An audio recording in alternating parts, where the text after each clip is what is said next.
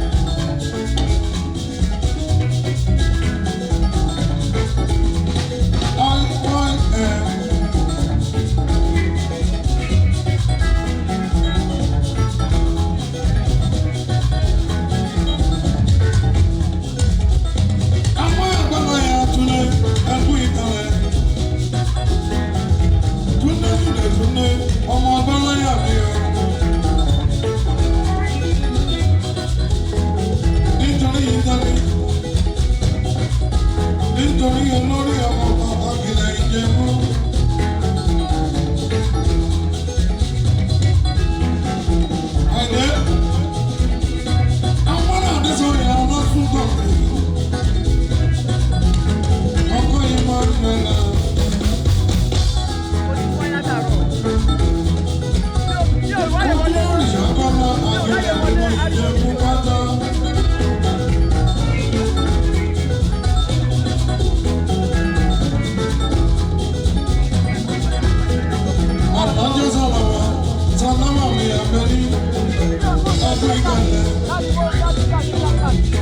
Africa Media Live TV. Kindly subscribe to our YouTube channel to get updated on the trending gist, latest news all over the world.